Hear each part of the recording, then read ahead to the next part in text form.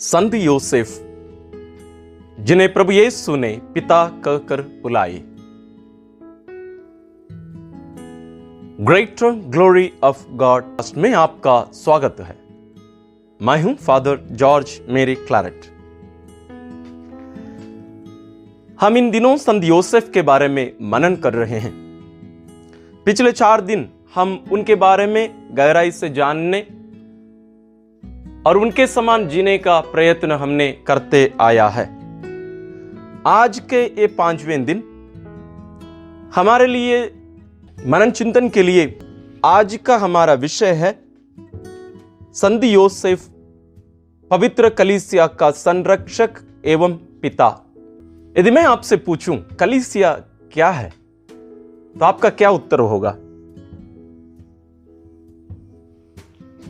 हम कहेंगे ईश्वर की प्रजा का मंडली, समुदाय। अलग अलग रूप से हम इसकी व्याख्या कर सकते हैं। लोग जवाब देते भी हैं, लेकिन वचन कहता है कि पवित्र कलीसिया प्रभु यीशु का शरीर है। संत पौलुस कोरिन्थियों के लिखते हुए अपने पहले पत्र अध्याय 12 में कहते हैं, कलीसिया प्रभु यीशु का शरीर है और हम हर एक उस शरीर के एक एक अंग हैं। यानी आप और मैं प्रभु यीशु के शरीर के अंग हैं। तो कलीसिया जीवित है, ये कोई मरी हुई नहीं है, यह जीवित शरीर है। इसका विकास हर दिन होता है। इस रहस्यमय शरीर में आप और मैं इस कलीसिया का निर्माण कर रहे हैं, पवित्र आत्मा के साथ मिलकर संतों की संगति में, उनके संरक्षण में। इस संदर्भ में हमें प्रभु यीशु के शरीर धारण पर हमें मनन करने की जरूरत है। प्रभु यीशु जो त्रिएक ईश्वर में दूसरा व्यक्ति है, पुत्र ईश्वर, मरियम से शरीर धारण किए, मरियम से शरीर लेकर इस दुनिया में मानव रूप में जन्म लिए। गर्भवती मरियम संत योसेफ के संरक्षण पाई थी। ईश्वर संत योसेफ को उनके रक्षक के रूप में, उनके पति के रूप में दिए। संत योसेफ मरियम जो गर्भवती हैं, उनका देखरेख किया करते थे। उसी प्रकार हम भी एक प्रकार से मां कलीसिया के गर्भ में हैं।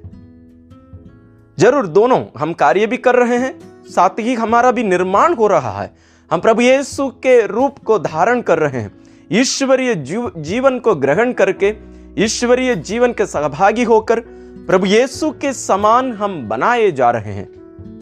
इसलिए हम कह सकते हैं कि हम मां कलीसिया के गर्भ में आज हमारा निर्माण हो रहा है। जैसे स्तोत्र ग्रंथ अध्याय 139 में हम पढ़ते हैं, राजा दाऊद कहते हैं कि ईश्वर उनके शरीर का निर्माण किए। उसी प्रकार आज हम हर एक का निर्माण हो रहा है मां कलीसिया के गर्भ में। जैसे प्रभु यीशु मां मरियम के गर्भ में रहे और उनका देखभाल, उनकी सुरक्षा, उनकी रक्षा करने की जिम्मेदारी संत योसेफ को ईश्वर द्वारा दिया गया था, उसी प्रकार आज हम हर एक जो मां कलीसिया के गर्भ में रहकर हम प्रभु यीशु का रूप धारण कर रहे हैं, ईश्वरीय जीवन हम ग्रहण करके यीशु समान बनाए जा रहे हैं पवित्र आत्मा के द्वारा। इस मां का संरक्षण भी ईश्वर संत योसेफ के हाथ में सौंपे हैं।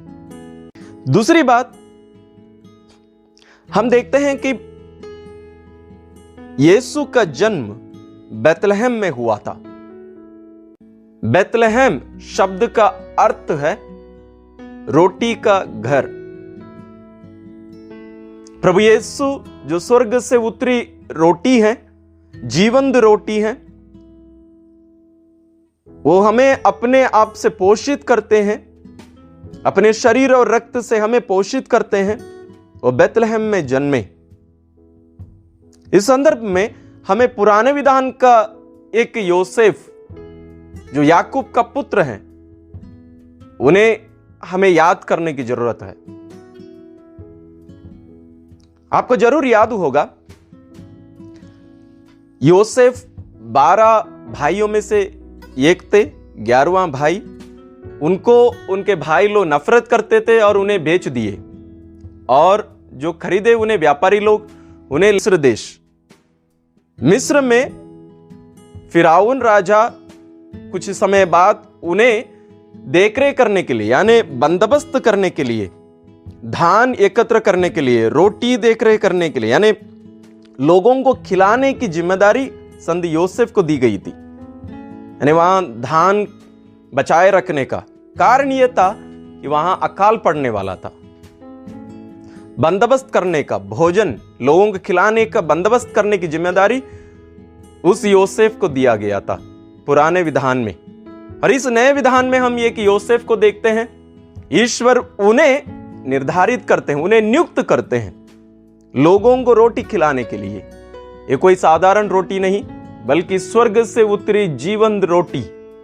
वो भी रोटी कहां पर उतरा, कहां पर जन्म लिए? बेतलहम, रोटी का घर।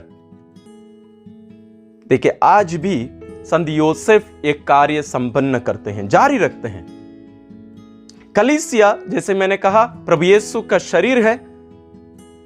पिता ईश्वर अपने इकलौते पुत्र को मिशन में भेजे, हमारा ईश्वर के साथ मेल मिलाप कराने और ईश्वरीय परिवार में सम्मिलित करना प्रभु यीशु का मिशन था।